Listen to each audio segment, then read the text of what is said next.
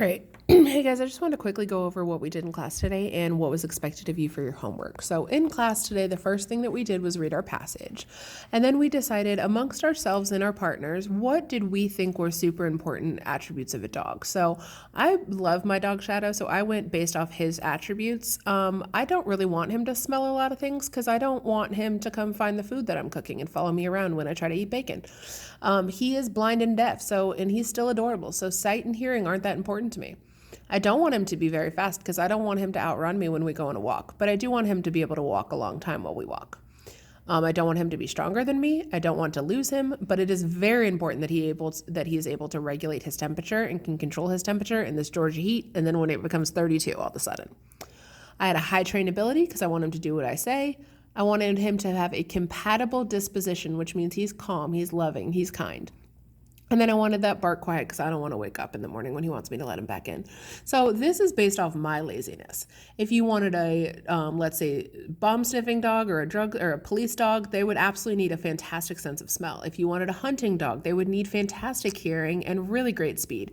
If you wanted a guard dog, you'd need super strong and super fast. So these are the traits that you're looking for in that dog. So using a scale of 1 to 10 with 1 being the lowest, 10 being the most important, I came over here and I shaded the importance for each trait below, shade in the box of the desired trait you ideally want from your dog. So again, I'm real chill. I don't need a lot from my dog. I want him to be able to walk for a long time. I want him to control his temperature. I want him to be sweet, and I want him to be quiet, just like you guys, sweet and quiet. So I took these characteristics and I went through my chart. What I did was I went to, let's put these side by side. I went to where it says smell. Well, my smell's below average or average, really doesn't matter. So I came over here to smell and I circled everything that said below average. Check, only the spelling. Then I did the same for sight. Sight, I selected below average or average. It's fine. I don't need him to be able to see everything. He just has to get into my room to go to bed, right? So we have average. There wasn't a below average, so I selected average. Hearing, I selected below average, so hearing, I just have average. So I did that so on and so forth until I had circled all of my columns for all of my charts. Now I went through and tallied up how many for each dog I have. I only have 1 trait here, 5, 3, 5, 5, and 3 traits here. So now my next question on my sheet asks me to check the dog breed paper your teacher gave you. Check. And fill in the sentence below. The 2 dog breeds I choose to mate are, well, I have 3 different 5s. I have 3 different options here, don't I? I have breed B, D, and E. So it's up to me which 2 to choose. So I have to decide which things are the most important to me. Well, I definitely don't want a very loud dog, right? So there's very loud and very loud. So I know I want this to be one of mine. I know I'm going to pick this guy because he's quiet. There's compatible, meek, and meek. Well, I don't really want a nice, like super quiet, but we'll see. We have average trainability or low trainability. Oh, I don't really like low trainability. I want him to do what I say. So I think I'm going to go here with average trainability.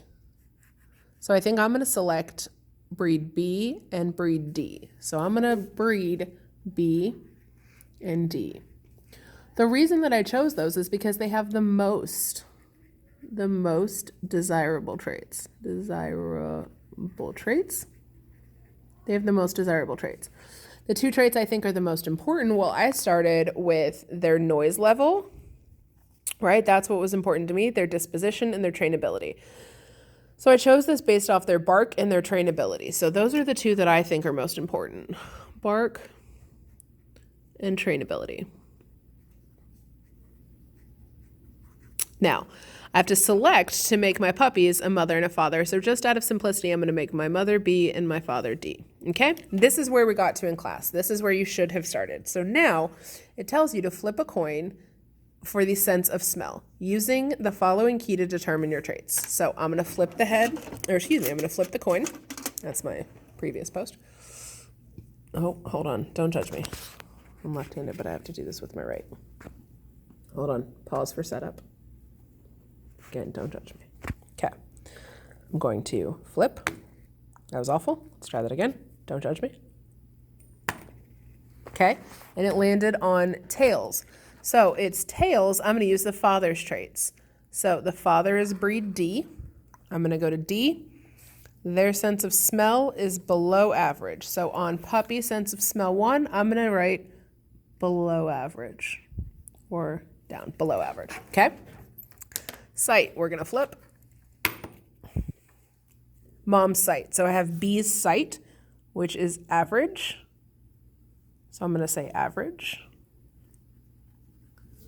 Hearing. Tails, so we're going to go tails is father. D.